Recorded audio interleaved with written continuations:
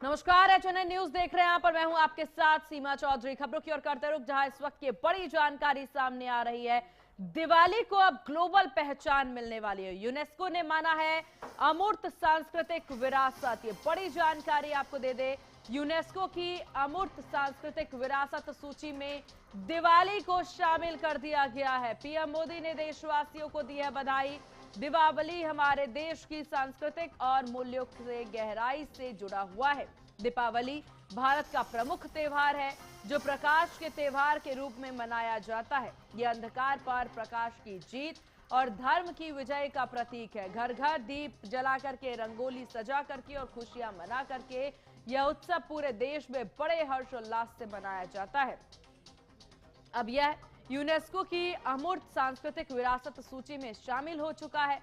इस ऐतिहासिक फैसले पर पीएम मोदी ने खुशी जाहिर की है और कहा, दीपावली हमारे देश की सांस्कृतिक मूल्यों से गहराई से जुड़ा हुआ है। ये बड़ी जानकारी आपको दे दे, जहां देशवासियों के लिए ये गर्व का पल, जहां आपको बता दें दीपावली को अब ग्लोबल पहचान मिलेगी। इससे पहले भी दीपावली को लेकर के देखिए कई तरह की तस्वीरें नजर आई, फिर चाहे अमेरिका से दिवाली सेलिब्रेशन की बात हो या फिर ब्रिटेन से बात हो। इस सब के बाद अब यूनेस्को ने सूची में शामिल कर दिया है, जो कि काफी ज्यादा महत्वपूर्ण है, जिसे लेकर के प्रधानमंत्री नरेंद्र मोदी ने देशवासियों को दी है बधाई। यूक्रेन के पोक्रोवेस्क के नजदीक रूस का बड़ा हमला हुआ है। Grade multi launcher rocket system से अटैक किया गया है। यूक्रेनी सेना की मजबूत पोजीशन को किया गया है तबाह। जहां आपको बता दें 27वीं गार्ड मोटर राइफल डिवीजन ने यह हमला किया है। ये बड़ी जानकारी आपको दे दें, यूक्रेन के नजदीक रूस पर यह हमला grade multi launcher rocket system से अटैक किया गया है। यूक्रेनी सेना की मजबूत पोजीशन को पूरी तरह से तबाह किया गया। ये बड़ी जानकारी। टीएमसी से निलंबित विधायक हुमायूं कबीर ने बड़ा बयान दिया। उन्होंने घोषणा करते हुए कहा है कि वह 22 दिसंबर को अपनी नई धर्मनिरपेक्ष राजनीतिक पार्टी की शुरुआत करने जा रहे हैं।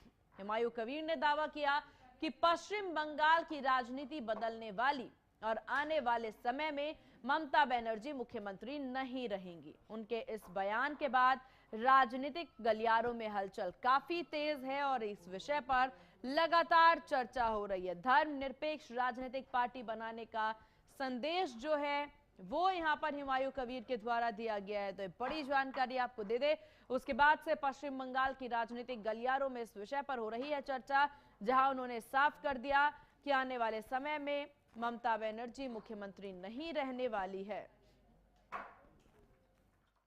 22 तारीख आने दीजिए, मेरा जो पार्टी ओपन होगा आम जनता के सामने, लाखों लोग को जमायत करके जो आम पार्टी में जो आने दीजिए। बाद में मैं जो बोला वो करके ही दिखाऊंगा। वैसी साहब कहाँ रहेंगी, दूसरा लोग कहाँ रहेंगे, सब कुछ आपको पता मिल जाएगी, ओपन हो जाएगी। वो जो लोग मुझे को मैं रिजाइन करने के लिए आपको ओपन बोला, 17 तारीख रिजाइन करने का बात था, लेकिन मेरा क्षेत्र में जो चुनाव में जिताया वो लोग बोल रहा है जो 2.5 महीना है इनको पहले आप रिजाइन कर देगी तो मेरा बहुत प्रॉब्लम होगी, किसी को पेपर वर्क में सिग्नेचर लगेगा, इसीलिए मैं अभी नहीं कर रही। तो सत्ता में आने के लिए मैं फैक्टर होगी और ममता बनर्जी को भी चतुर्थ बार के लिए वो मुख्यमंत्री नहीं बनेंगे। चलिए खबरों में आगे बढ़ते हैं। लखनऊ से खबर, जहां लखनऊ पुलिस ने एक पुराने मामले की जांच को आगे बढ़ाते हुए पूर्व आईपीएस अधिकारी अमिताभ ठाकुर को पूछताछ के लिए देवरिया सदर कोतवाली बुलाया। पुलिस टीम ने शाहजहांपुर रेलवे स्टेशन से उन्हें हिरासत में लिया। आपको बता दें कि पुलिस को एक पुराने केस की गहन जांच में कई अहम तथ्य सामने आए, जिसको लेकर के पुलिस अमिताभ ठाकुर से पूछताछ कर रही है। तो ये बड़ी जानकारी। इससे पहले देखिए सूत्रों के हवाले से बड़ी खबर सामने आई थी, जहां पर बताया गया था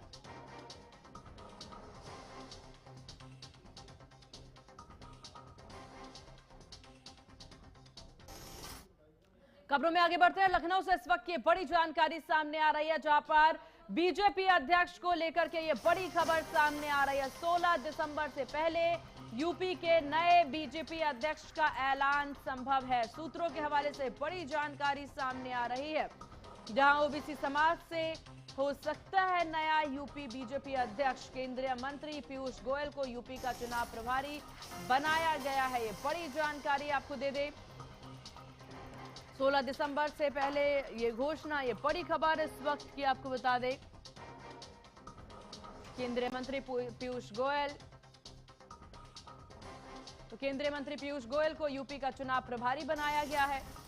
तो इस वक्त की बड़ी जानकारी लखनऊ से यह अहम खबर सामने आ रही, बीजेपी अध्यक्ष को लेकर के इस वक्त की ये बड़ी खबर।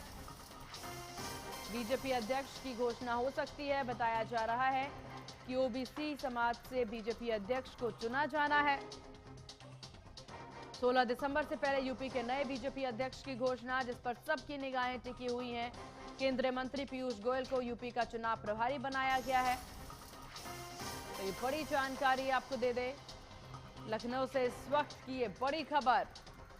उत्तर प्रदेश की राजनीति में और खासतौर पर भाजपा के लिए बड़ी जानकारी सामने आ रही है, जहां पर ओबीसी समाज से बीजेपी का नया अध्यक्ष जो है वो चुना जाना है और इसे लेकर के जो चुनाव प्रभारी है वो पीयूष गोयल को बनाया गया है। तो ये बड़ी खबर लखनऊ से, बड़ी जानकारी। 16 दिसंबर से पहले यूपी के नए बीजेपी अध्यक्ष के ऐलान की बात, बीजेपी प्रदेश अध्यक्ष से जुड़ी हुई इस वक्त की बड़ी खबर।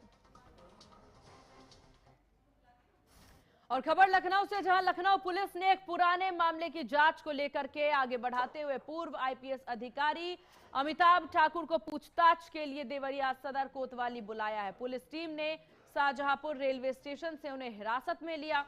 आपको बता दें कि पुलिस को एक पुराने केस की गहन जांच में कई अहम तथ्य सामने आए हैं। अमिताभ ठाकुर से पूछताछ अभी जारी है। सूत्रों के हवाले से खबर सामने आ रही थी, जहां पर बताया गया था कि बीच ट्रेन से ही अमिताभ ठाकुर को कुछ लोग जो है अपने साथ ले गए। इस सब के बाद अब जो जानकारी सामने आ रही है वो ये कि पुलिस उन्हें अपने साथ लेकर के गई है। शाहजहांपुर रेलवे स्टेशन की ये खबर है, जहां से पूर्व आईपीएस अमिताभ ठाकुर को पुलिस वहां से लेकर के गई है। एक पुराने केस में पूछताछ होनी है और इसी के लिए पुलिस जो है अमिताभ ठाकुर को लेकर के गई है। ये बड़ी जानकारी सामने आ रही है, जहां बताया जा रहा है कि जांच अभी भी जारी है। तो देवरिया सदर कोतवाली में पूछताछ हुई है, शाहजहांपुर रेलवे स्टेशन से हिरासत में लिया गया। ये बड़ी जानकारी पूर्व आईपीएस अमिताभ ठाकुर से जुड़ी हुई है। बड़ी जानकारी, देवरिया सदर कोतवाली में पूछताछ हुई है, शाहजहांपुर रेलवे स्टेशन से हिरासत में लिया गया। तो ये बड़ी खबर आपको बता दें।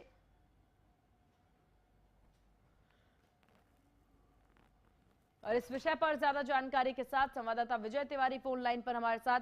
विजय, क्या जानकारी मिल रही है अमिताभ ठाकुर से पूछताछ होने के मामले में? जी, आपको बता दें कि देवरिया में जब अमिताभ ठाकुर आईपीएस के तौर पे 1999 में देवरिया में तैनात थे, जिस समय एक जमीन का बैनामा लिए थे, जिसके बाद से ये मामला अब तूल पकड़ा है। पुलिस इनको शाहजहांपुर से गिरफ्तार की है और देवरिया कोतवाली पूछताछ के लिए लाई थी। पूछताछ के बाद देवरिया मेडिकल कॉलेज में मेडिकल परीक्षण कराया गया, जिसके बाद इनको दीवानी न्यायालय में पेश किया गया है। बिल्कुल, हालांकि विजय यहाँ पर बताया जा रहा है कि कोई पुराना मामला जिस मामले में पूछताछ के लिए पुलिस लेकर के गई है, जरा इस विषय पर जानकारी साझा करें। कितने घंटे से पुलिस पूछताछ कर रही है और आगे कितने देर तक पुलिस पूछताछ करेगी? क्या इस पर किसी तरह की जानकारी है आपके पास?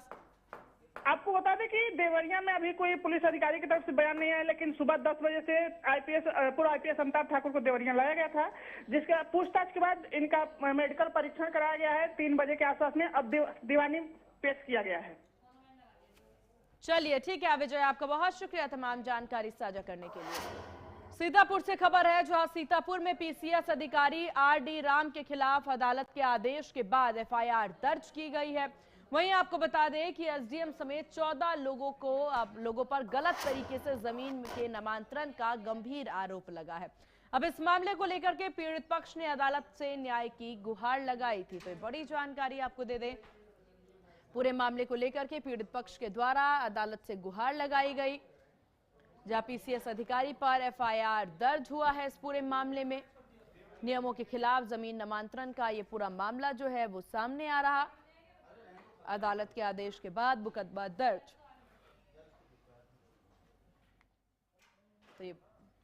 तो ये बड़ी जानकारी, नियमों के खिलाफ जमीन नामांतरण का ये पूरा मामला है। अदालत के आदेश के बाद मुकदमा दर्ज किया गया। तो ये बड़ी जानकारी, पीसीएस अधिकारी पर एफआईआर दर्ज हुआ है। नियमों के खिलाफ जमीन नामांतरण का ये पूरा मामला, अदालत के आदेश के बाद से मुकदमा दर्ज, जो की कार्रवाई अब देखने को मिलेगी। पीसीएस अधिकारी पर एफआईआर दर्ज होने की बात सामने आ रही है।